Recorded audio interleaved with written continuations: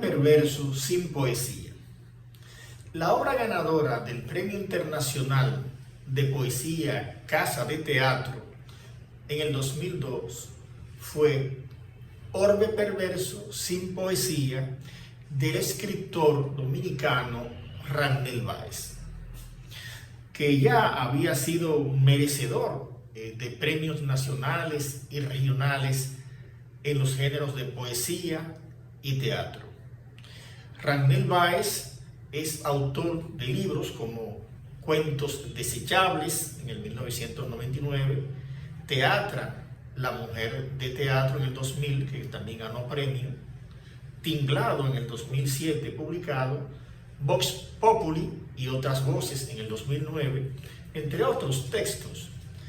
Además, Randel Báez es académico, investigador, promotor cultural y últimamente se ha dedicado a los estudios históricos, arqueológicos y antropológicos.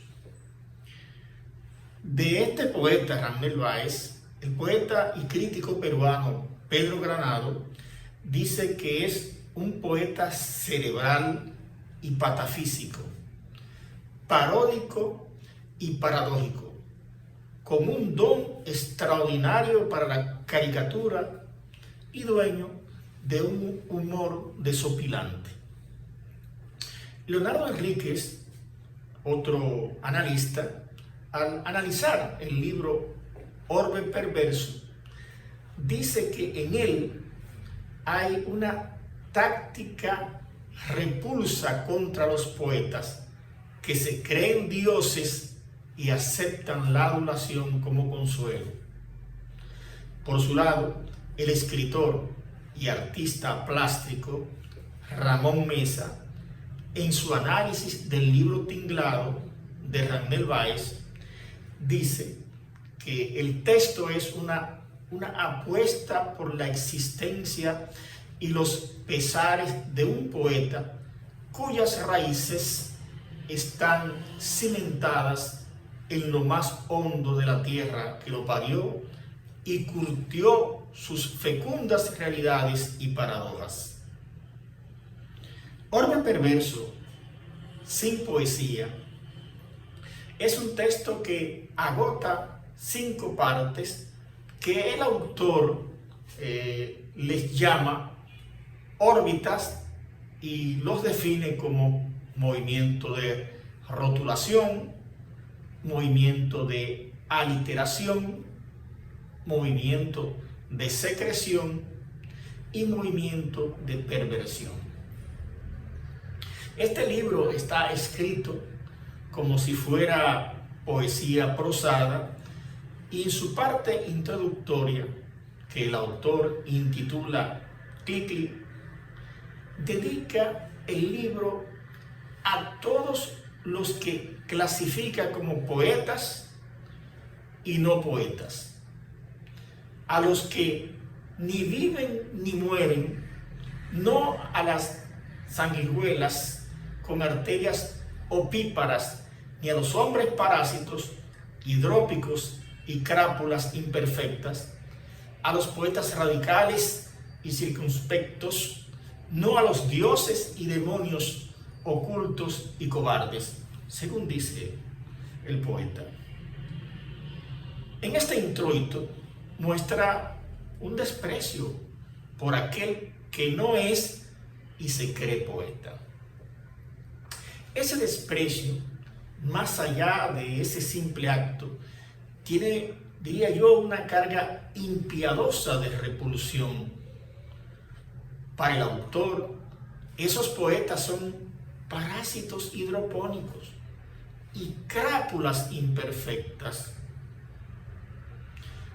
Desde esa entrada se muestra que el autor quiere deslindar quién es poeta y quién no lo es, pero no deslinda qué es y qué no es poesía. No le dedica ni una sola línea en su Cli-Cli, que da paso a toda una descarga de aciertos y absurdidades. En la órbita 1, que es el movimiento de rotulación, encontramos a un poeta como sujeto que no utiliza el lápiz y el papel para escribir, que su herramienta es la computadora y la bolita del ratón simboliza un movimiento orbital. Y si se sucumbe en esa paranoia del mundo digital, si ante el inicio de la escritura se prende el ego del poeta, la poesía jamás se asomará a los umbrales, quedando el autor petrificado en el vidrio ríspido y frenético precisamente de ese monitor con el cual trabaja. Es enseguida que el autor comienza a nombrar la poesía y dice que, cito, la poesía salió del cascarón y se puso a cacarear, ronca y cacofónica, nublada y calcinante, peligrosa y doméstica, reacia y espigada.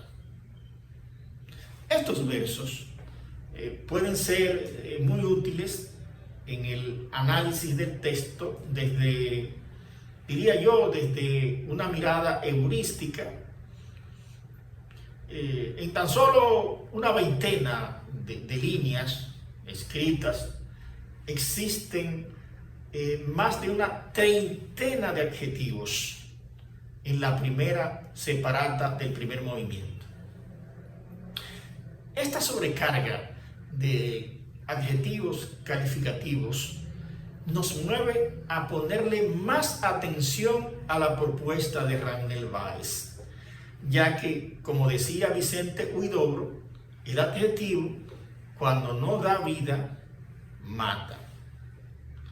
De estas primeras líneas se desata la furia, el nihilismo confeso, la tesis y antítesis de Dios y del diablo.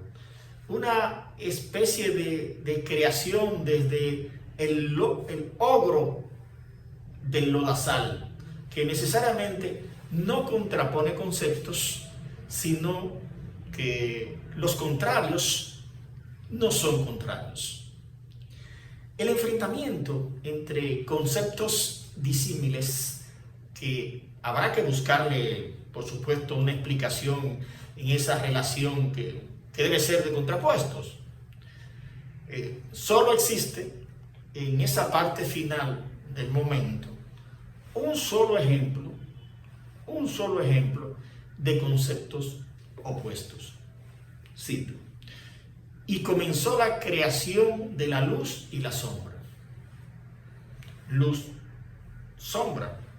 Pero los demás conceptos no se ajustan a esa regla. En esa creación es donde aparecen pares, como por ejemplo los pares nubloso, opaco, ciego, frágil, crudo, seco, cuerpo bruto, disparate, inteligente, diablo nutrido, Dios santiguado, con su guión por el medio, por supuesto.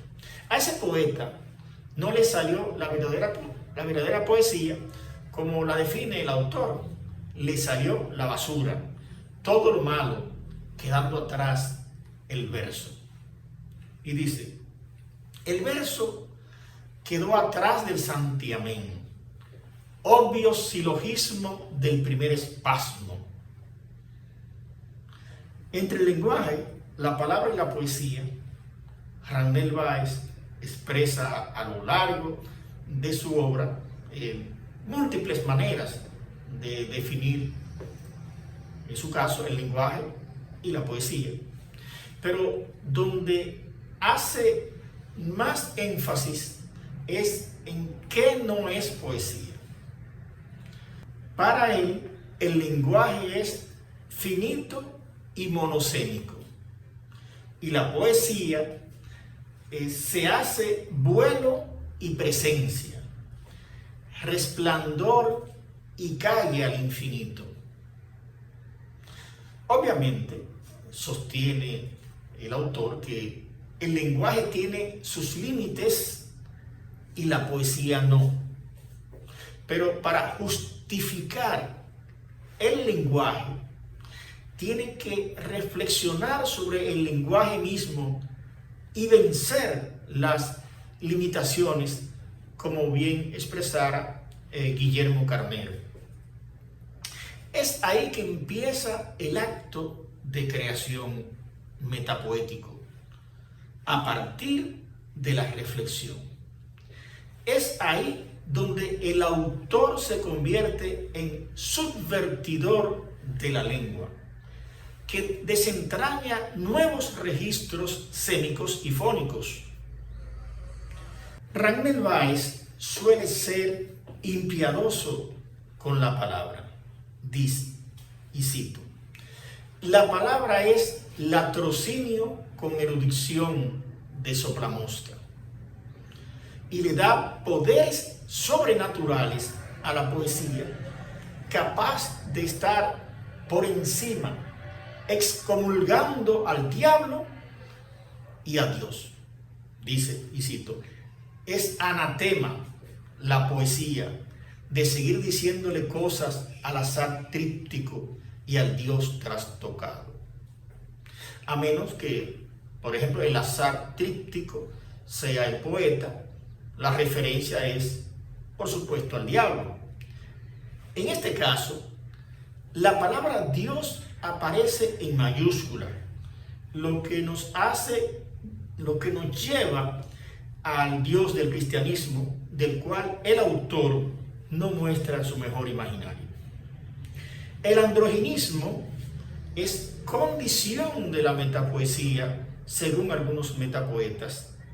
Contrario a eso, Weiss, en una de sus definiciones de poesía, dice, y cito, es la poesía sin femeninos ni masculinos, pero sexual y parturienta. Si se trata de que la poesía ni es femenina ni es masculina, entonces será andrógina, porque es sexual y parturienta. En ese caso, se le da la validez al postulado de androginismo de los metapoetas nombrados anteriormente. Es más, entiendo que en el segundo movimiento del libro, ese movimiento llamado aliteración, el poeta lo repite de otra manera y dice, cito, la poesía no es macho ni hembra, tiene sexo de sinalefa. Termina la cita.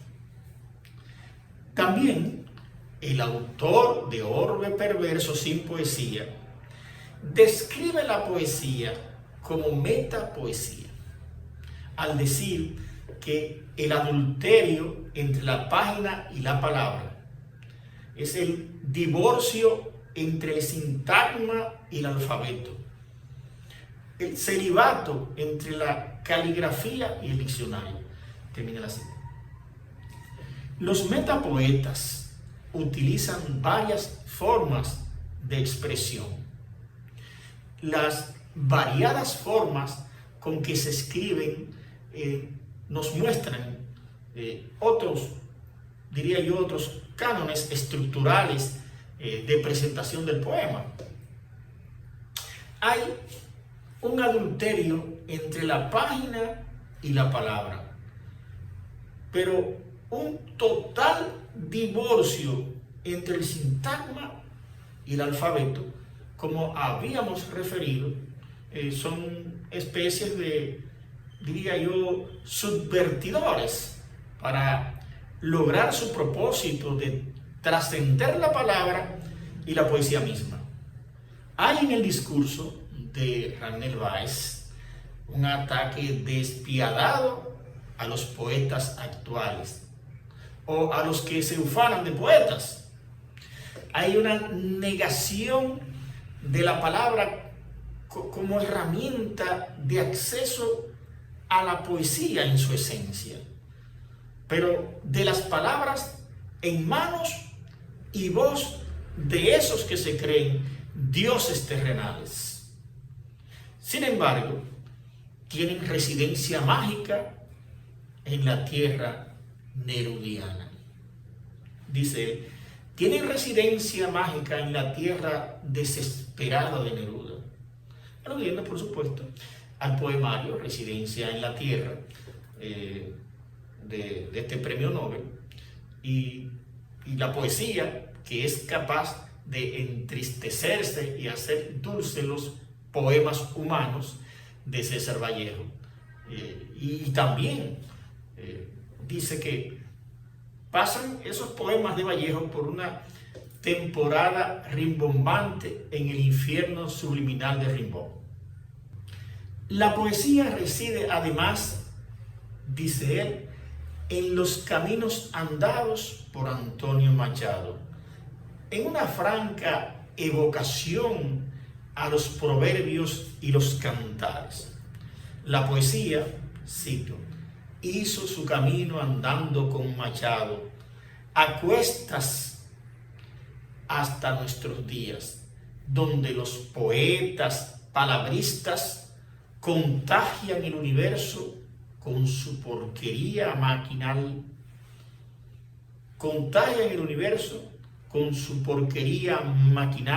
de sus versos lenguarantes, sintagmáticos y cacofónicos. Termina la cita. La palabra mortal es lo que le hace daño al arte, a la poesía, según él. Cito, el arte se profana con la palabra mortal. Sí, termina la cita, pero ¿dónde se encuentra la poesía? Según el autor, y cito, la poesía está en los ojos boreales del amanecer, en una lágrima ecuatorial que rueda por el pensamiento, que sucumbe al espejo y al reflejo.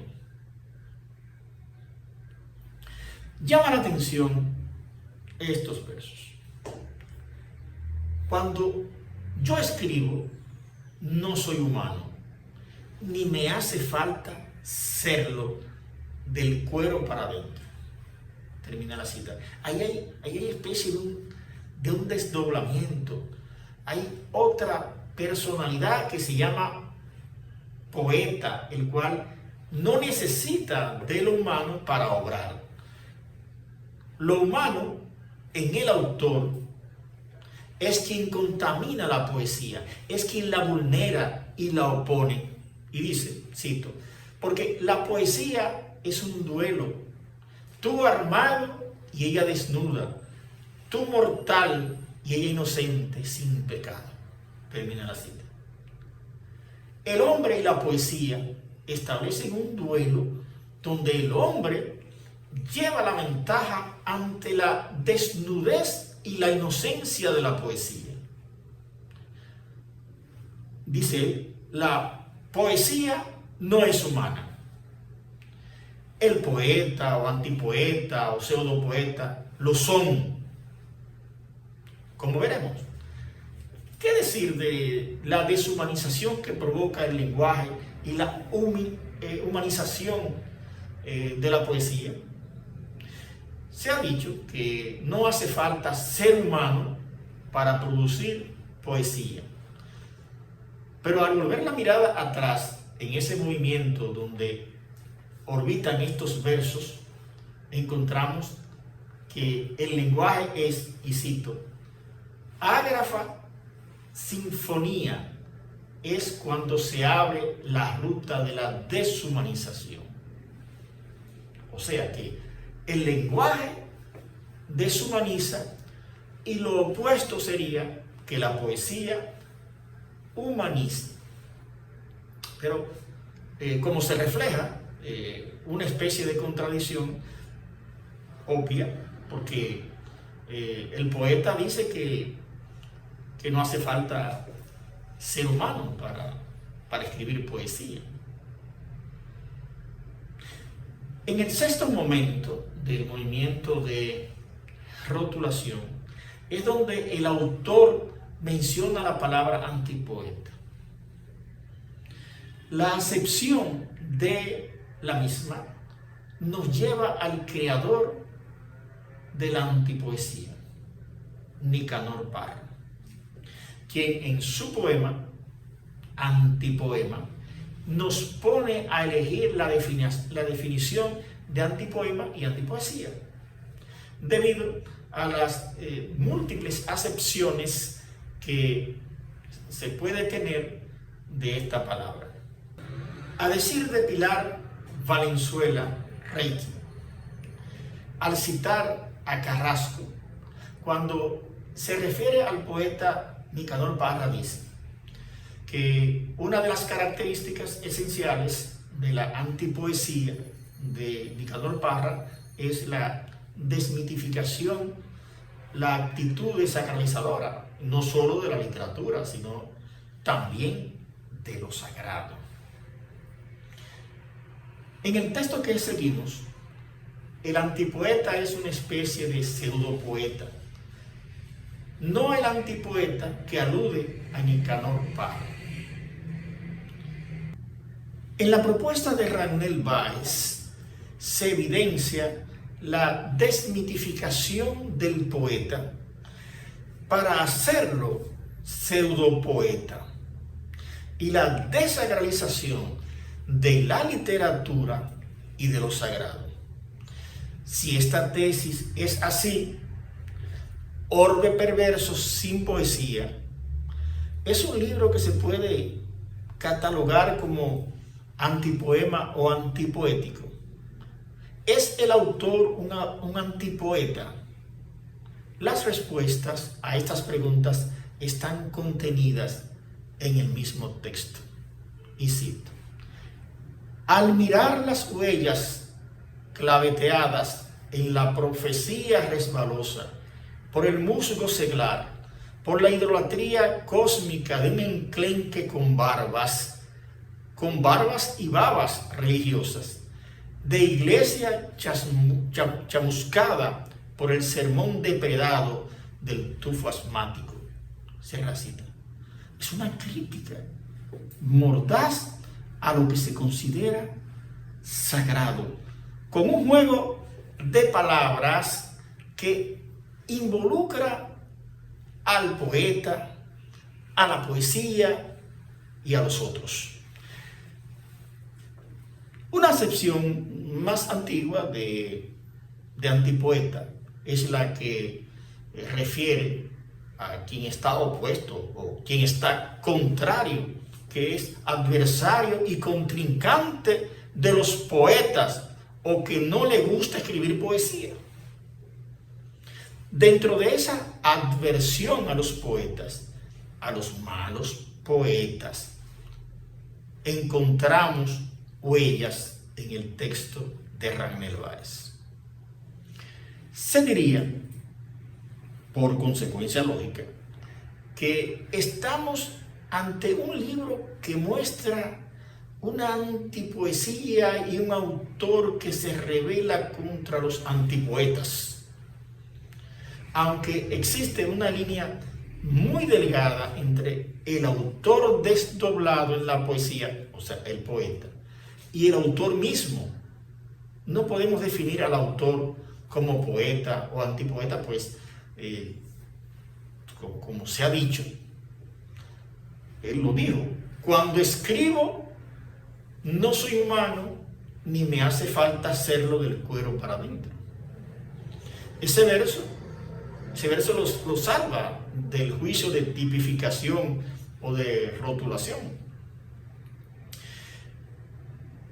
No ha sido su yo interior, entiendo yo, quien ha escrito ese libro.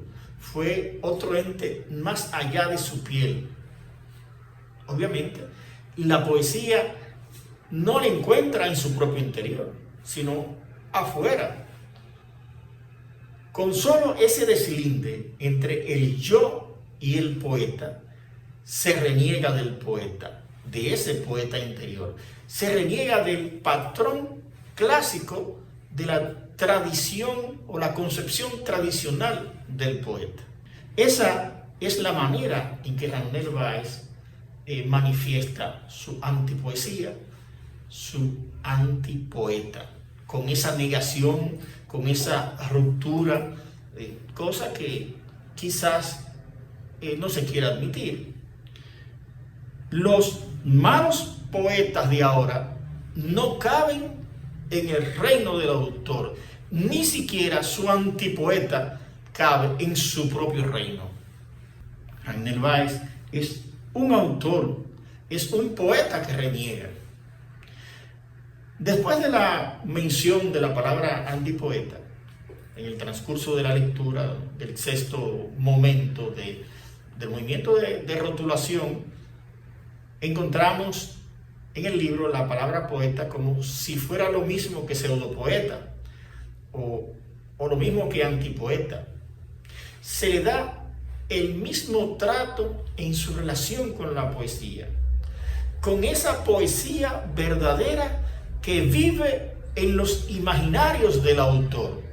Dice el autor, cito: en las cuencas de las manos del poeta, la poesía es piraña, tirabuzón, cloche, sinfín, zurrapa, melcocha, disidente, torniquete, manopla, lema, pamplina. Es el mundo al revés, termina la cita. Todo eso es poesía en las manos de un poeta o antipoeta o pseudopoeta. En el fragmento anterior hay una generalización a todos los poetas, a los malos y a los buenos poetas. Lógicamente por lo que se plantea, en este caso, una nueva tesis, la de que los poetas todos son buenos y malos, todos, los buenos y los malos, son antipoetas o pseudopoetas. Hay un arremetimiento frontal contra todos. Ya no se salva Machado, ya no se salva Milton, ni Huidobro, ni Neruda, ni El Paraíso Perdido. El poeta y la poesía se rechazan mutuamente, a pesar de que con este oxímoron, por ejemplo, dice, ellos son diferentemente iguales porque Dios lo condenó a su imagen y semejanza. Aunque no queda claro por qué el orbe no tiene poesía en el primer movimiento del libro, ni tampoco en el último de los momentos aparece en el movimiento de rotulación explícito como pasa en el caso del movimiento de rotación, que son dos cosas diferentes. Voy a citar al poeta Weiss. Por eso el orbe no tiene poesía. Su rotación perversa me cabe en el ojo, sin una lágrima de cortisona, defendiendo la humedad orbital de su reciclaje gutural y clorofórmico. Termina la cita. Se espera que perverso sea el movimiento de rotulación, no que apareciera en la idea de rotación perversa, porque el movimiento de la bolita de ratón de la PC al accionar puede ser rotativo, también puede ser de carácter traslativo, si se toma en cuenta la idea de que todos los que se está escribiendo en una PC y en el poemario inicia precisamente con un clic, clic y termina con un enter.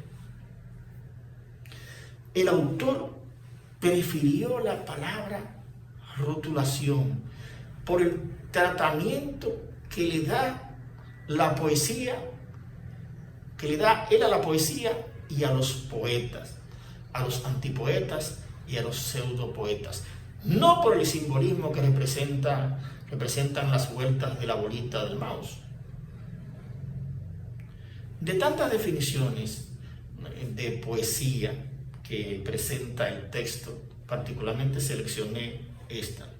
Cito: es la poesía sencillamente una vía de escape de la mente sencilla hacia la luz y hacia la oscuridad del pensamiento. Blanco furia, magia letal, lo absurdo habiendo posibilidades en las ranuras de la verdad. Excelso, muy bonitos versos. Algunos elementos claves podemos extraer de esos versos que acabo de citar. Bueno, que la poesía es una vía de escape de la mente, que se dirige hacia la luz, pero también a la oscuridad. Es la poesía lo absurdo que abre caminos hacia la verdad. La poesía no es la verdad. En verdad, el autor presenta como conflicto de relación entre la poesía y el poeta o pseudopoeta. Es la plataforma donde se lanza para explicar no solo la existencia de la poesía misma, sino lo que le da sentido a la poesía. Por eso descarta las palabras, el lenguaje y el poeta para encontrar, según él, la ruta de la verdad. En esta última parte del enfoque, no puedo, ni debo, ni debe dejarse de nombrar que el concepto de poesía en el libro Orbe Perverso a veces no es de ente subliminal, sino que el autor la bombardea de forma misericordia también, en una forma amplia de contradicción que tendría validez desde su macrocosmo poético. Dice que la poesía es un bicho arbitrario, microbio vital, clorofila sectaria, fuego trashumante, fiebre furtiva, hielo estival. Cierra la cita. Eso dice el poeta en Orbe Perverso. Ahonda en su ontogénesis y nos remite a su versión del origen de la poesía. Y cito: cuando se habló, surgió el universo corrugado, la poesía de palabras en un brevario de lenguajes mecánicos habladores. Y al crearse el logos, el verbo, al multiplicarse los idiomas, según el relato de la Torre de Babel, se crucificó la poesía. Y dice esto el poeta: con Babel la maldición, con ropas y perfumes, multiplicó los idiomas y crucificó la poesía con piel pobre y canción de fiera. Termina la cita. El lenguaje de las palabras no le hizo bien a la poesía, porque, y cito: antes de la palabra creada zoológica, vulnerable, antes de todo eso está la poesía verdadera, limpia, sin lapiceros endrogados. Termina la cita. Soy de los que piensan que el poema de Ragnel Báez, Orbe Perverso, sin poesía, no salió de su mente gota a gota pensado, que se generó en algunos momentos del acto del automatismo de los surrealistas con influencias de los dadaístas, y creo que da la impresión en algunos momentos que se juega con las palabras, pero el autor sabe de dónde parte y hacia dónde se dirige. Posee la capacidad macroestructural del pensamiento, pero entiendo yo que deja que las palabras fluyan con cierta libertad creativa. El arsenal de vocablos que maneja, los utiliza, no importa cómo le salgan, con cohesión lingüística o sin cohesión. Eso no importa para Ragnell Weiss. Aunque satanice el mundo de las palabras, se vale de ellas para expresarse. Recordemos que el lenguaje de las palabras para él es incapaz de alcanzar los páramos de la poesía. Tampoco quedó claro en este primer movimiento que en verdad es un poeta. Pero existen muchas descripciones o rotulaciones que dicen lo que no es un poeta. Es lo que más le ha importado a él. También las definiciones de poesía son limitadas ante lo que no es poesía. Explica más lo que no es poesía que lo que es poesía. La poesía y su identidad en el movimiento de aliteración. Podríamos hablar de esos elementos. En ese segundo movimiento, como lo ha estructurado el autor, es el de, que él llama de aliteración, que es una figura retórica de dicción, que consiste en la repetición de uno o varios sonidos dentro de una misma palabra o dentro de una misma frase, como por ejemplo esta del gran poeta Rubén Darío, con el ala aleve del leve abanico, o esta de José Zorrilla, el ruido con que rueda la ronca tempestad. Se espera que en este movimiento aparezcan algunos ejemplos de aliteraciones. Y en efecto, aparecen algunos ejemplos. Le brindamos algunos. Por ejemplo, dice él, y cito: un plato de sopa sopeteado. La poesía es letra y letrada y alitera letra de plomo. Será otro. En la simplicidad de la vida lamiendo hilacha de hambre. La poesía revolotea en un trompo de subterfugios refrigerados, templando su artritis de alteridad, rasgando témpanos y cartílagos. Otro ejemplo: la poesía no es un sanador cenando en las leyes bajo el sobaco. Y esta última, por supuesto, la poesía, que no es un diputado que disputa la puta circunstancial del bulevar de la bolita del mundo. ¿Se sabe cuál es la función de la figura de aliteración en la composición poética? No solo le imprime, diríamos, un ritmo que suele ser entretenido o un tipo de bonita cacofonía, como lo denominan algunos, sino que va más allá. Se encuentran registros semánticos que sondean un tipo de metalenguaje.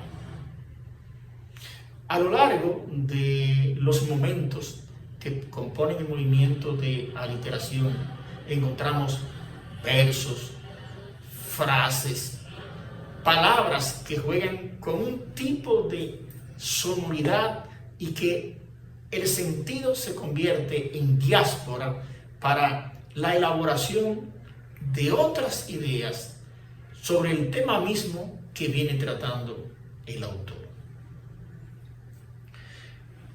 Se puede argumentar una exageración de los adjetivos, una sobrecarga de imágenes, de figuras literarias y diría yo, una ansiedad manifiesta de definir la poesía sondeando todas las aristas posibles de lo inefable, pero sin dejar de criticarla desde las trincheras de mundos absurdos, incrédulos, realistas y delirantes.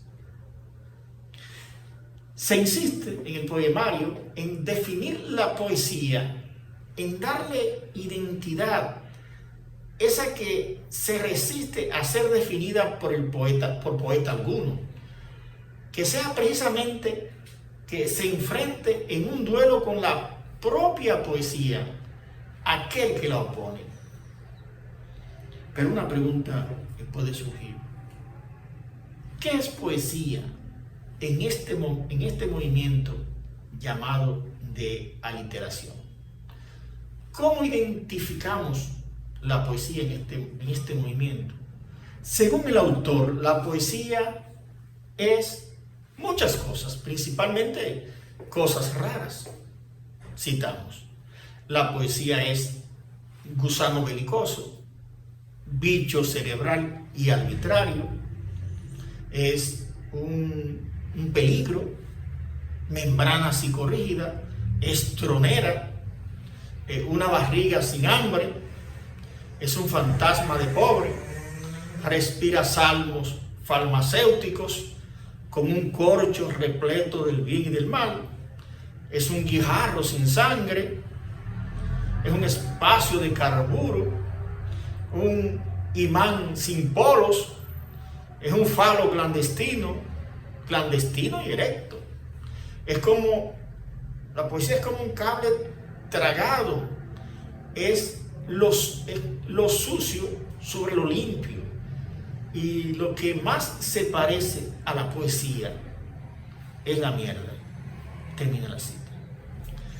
Se presume que estas definiciones son aplicadas a los antipoetas o pseudopoetas, a esa poesía producida por ellos, por supuesto. Y preguntamos: ¿y qué cosa es eso que llamamos poesía? Eso oscila entre lo feo, lo siniestro y lo horrendo. Será de esas definiciones que saldrá el concepto de poesía en esencia. Se cumplirá el postulado filosófico de que de lo siniestro u horrendo es la condición de lo estético. Porque para este analista, la poesía que se ha definido anteriormente es totalmente diferente a las concepciones preestablecidas. En este caso, es siniestra. La poesía no se expresa por lo bello. En este caso, Tolstoy hubiera dicho: eso no es poesía. ¿Por qué llamarla así? Ni siquiera había que hablar de eso. En esas definiciones presentadas por el autor, la condición de belleza que tiene la poesía no es expresada. Y uno se pregunta: ¿pero qué tiene la poesía? En Báez dice que, y cito, tiene el semen de la poesía, no es sustancia de aborto, no es crema de sexo, goma de probeta. Dice también que tiene orina, que la poesía tiene orina. Dice: la orina de la poesía no es riñón de piedra y cálculo, no es caño amarillento, hediondo mostaza. Dice que la poesía tiene sudor. El sudor de la poesía es magma serpenteante, magma, mar en murmullo de gaviotas. De esa manera lo expresa en el tercer movimiento, llamado movimiento de secreción. Como el lector se preguntaría: ¿por qué el autor tomó órganos y secreciones de humanos para definir la poesía? Si la poesía y el humano antipoeta se contraponen. Si la poesía no es humana, lo humano es un fiasco y tiene humo de soberbia, como lo expresara en versos anteriores. Es más, la poesía en el texto no vale la pena, tampoco la pena vale la poesía. Eso le expresa el autor por medio de un retruécano. Dice, entonces, la poesía no vale la pena no vale la poesía. De norte a sur, el vendaval del sur al norte, la miseria de la misma desgracia del poema sobre el tremendal. Vamos ahora a trabajar con el elemento de secreción, que es un movimiento que está contenido en el libro. Nadie puede decir que por qué el poeta alardea. Aquí lo humano te animaliza, el ser flaquea. No puede ser humano. Lo humano está en contraposición del ser. El ser no es de humano.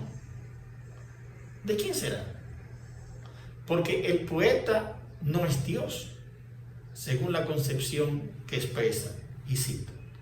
Porque el poeta no se anuncia, no tiene yo, no es un Dios por suerte. El poeta no tiene yo ni es un Dios. Veremos, ¿qué de malo hay en que alguien se autodefina poeta? El poeta es algo fraguado en la utopía. Finalmente, tenemos en el libro Orbe Perverso sin Poesía a un poeta de muchos mundos, a un poeta con genialidades, que escruta espacios, zonas, tiempos, ideologías, sentimientos, que pocas personas lo escrutan, con una serie de paradojas, de contradicciones, con un mundo caóticamente poético. Entonces, tenemos en Ragnel Valles la expresión de un poeta de este tiempo, un poeta producto del caos, pero un caos consciente de que anda sobre caminos de la poesía. Una nueva propuesta o una propuesta diferente al tipo de poesía facilista que se presenta en estos días. Orbe Perverso sin Poesía es una propuesta del poeta azuano Ragnel Valles. Muchas gracias.